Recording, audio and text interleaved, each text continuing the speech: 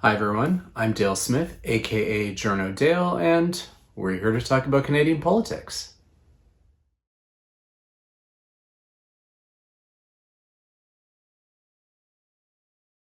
This last week, Chrystia Freeland, as part of her policy announcements for her liberal leadership bid, announced that if she were to become prime minister, she would put a hard cap on cabinet ministers at 20 in order to kind of rein the size of cabinet in because it's grown overly large, and would reduce the staff in PMO by half. It's ambitious, but it does kind of come with a caveat that these would be frontline ministers, and there would still nevertheless be ministers of state or junior ministers of some variety that would be over that 20 cap. And I thought I would just talk a little bit about some of the dynamics as to kind of how we got here. One of them is the fact that Justin Trudeau, in trying to have his gender equal cabinet, also wanted to ensure that everyone had an equal level of responsibility and an equal level of pay. So all portfolios that were formerly ministers of state all became full ministers, so that everyone was on the same level and had the same salaries. And that's a very conscious choice for how to kind of create a sense of equality around the cabinet table. Freeland's proposal of the hard cap of 20 kind of echoes how the UK cabinet works, which has a hard cap of ministers and then has a plethora of junior ministers underneath that, which go beyond the cap of 20. And that again has to do with how priorities are made and how representation and diversity is kind of expressed within cabinet. Now, cabinet, since the inception of Canada as a post-Confederation, has always had a regional dimension to it. It's an instrument of federalism that has always existed, and it's something that we necessarily can't take for granted because it ensures that we've got voices from all the different regions around the country around that table, so that all of the perspectives can be heard, which is important in a geographically large and diverse country like ours. And it's something that, Sir John A. Macdonald would kind of joke when he would sign guest books somewhere and they said his occupation or asked his occupation, he would say cabinet maker, which kind of gives you a sense of just how important that role is for a first minister. Over time, this notion of representation and diversity has included, more women, more minorities, beyond just geographic and linguistic representation. And I think Trudeau, to a certain extent, in wanting the gender equal cabinet, took that to the next level in terms of how he ensured that everyone was at the same particular level. And also trying to ensure, that there was a lot more ethnocultural diversity around the cabinet table as well. And I know that this, for this is something that comes with a lot of criticism about, diversity hires and so on, as though particularly those who make this kind of charge both have this kind of implicit statement that only straight white men are qualified, which we know that's not really the case. But also there's this kind of belief, particularly among the Conservatives, that, any women or minorities in their caucus are deserving, and on the other side, they're all just token hires, which again is not how these things work, and there are absolutely tokens among the Conservatives as well. But I think there's also, beyond just the representation aspect, which is actually important, and in sit-down interviews I've had with cabinet ministers over the course of my job in the last number of years, one of the things that I have heard consistently is that these cabinet ministers say that they appreciate having that diversity of voices and perspectives around the table. And so that is important. But I think one of the other reasons why cabinet became so large is twofold. One, There are ministers who are there who should not be because they are essentially important organizers for the party, and have been rewarded with cabinet posts as a result. And that, I think, is one of the more problematic considerations for why certain people wind up in cabinet and why certain people don't, beyond geographic representation and making sure that all of your ministers aren't from Toronto or so on. But also the fact that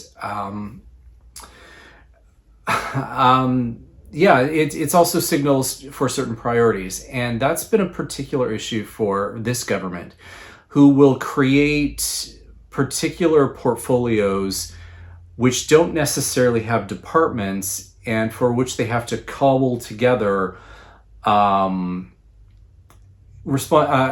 departments for whom they are responsible.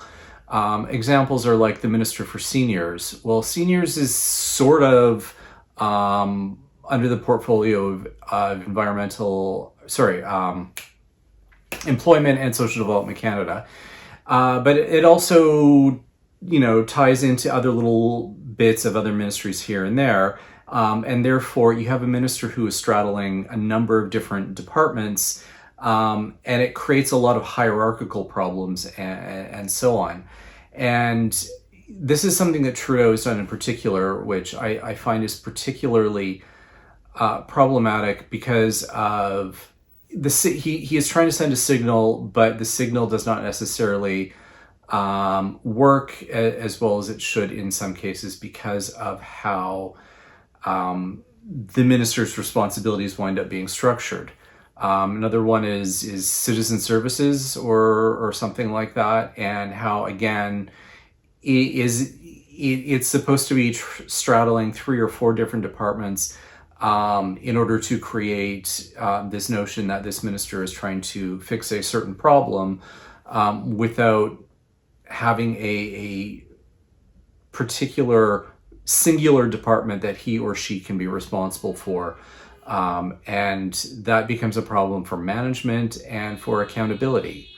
And this is one of the things that we have to remember with cabinet ministers, is that their primary responsibilities are management and accountability for the civil service.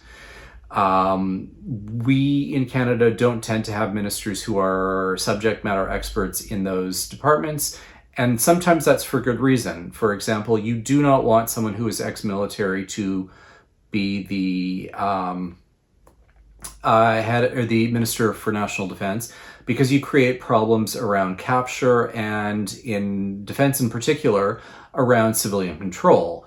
And again, you don't necessarily want a doctor in Health Canada because they have particular, it's not so much skill sets, because Health Canada is not delivering healthcare. It has a lot more to do with regulatory powers and licensing medical devices, those kinds of things. And you don't necessarily need a doctor to be in that role for that reason. But what they need to have are management skills in order to manage their department, and as a consequence of that, being able to be responsible for that department within Parliament. And that involves being able to take briefings and make decisions, and then answering for those decisions, rather than just kind of being a figurehead. And sometimes that is what ends up happening, because you have weak ministers who don't have good management experience, and also because PMO exerts so much control over those ministers and the decisions that they make, which kind of leaves them without a whole lot to do in terms of the management and accountability aspects. There's a whole separate discussion to be had about the power of PMO. Some of it is actually justified because there's a lot of files these days that cross departments, and a horizontal power structure is what winds up happening when you've got particular issues and files that touch on 3 or 4 different departments, and you need a centralizing agency with PCO and PMO to try and bring those aspects across different departments together.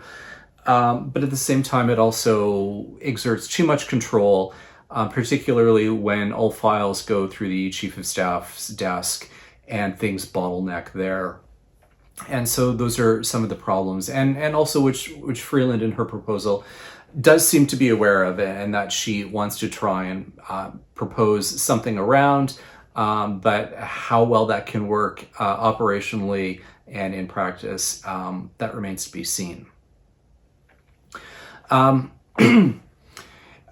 these are some of the things we need to think about when it comes to how cabinet's grown so large. There's a whole separate discussion as well about how prime ministers use that as rewards for rest of backbenchers.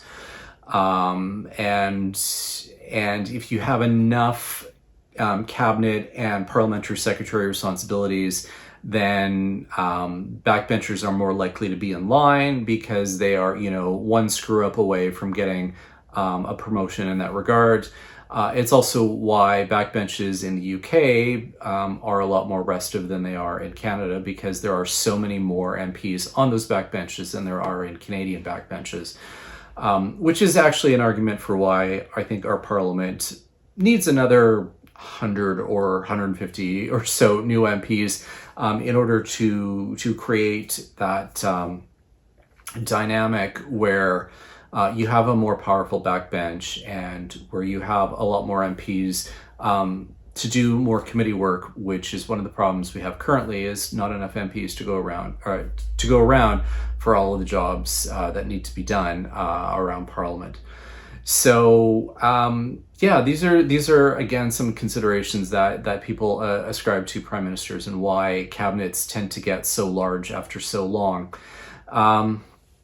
Can a hard cap work? Maybe, but again, if you've got a proliferation of junior ministers, then that hard cap may be more illusory than anything else.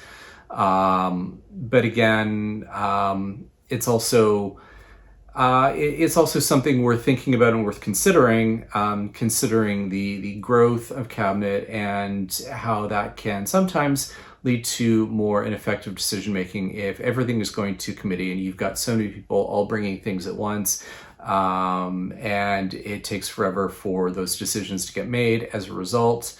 Again, that is this particular prime minister's management style, but that will vary from prime minister to prime minister. Do we want a cabinet that's empowered to do more of their own files and responsibilities? Generally, yes. Does a smaller cabinet make that more possible? Maybe no. If they have too many responsibilities, they need to rely more on PMO and PCO to help with their workloads. Hard to say. But all of this to boil down to that I do think Freeland's suggestion is worth discussing, and something that we should think about when it comes to who the next prime minister is and what their management style is going to look like as they take office. And that's everything for this week. Join us again next week for some more Canadian politics. I'm Dale Smith. That's at Journo_Dale on Twitter and JournoDale_no_ on Bluesky. And don't forget to like the video, share, subscribe, and support us on Patreon. Thanks, everyone.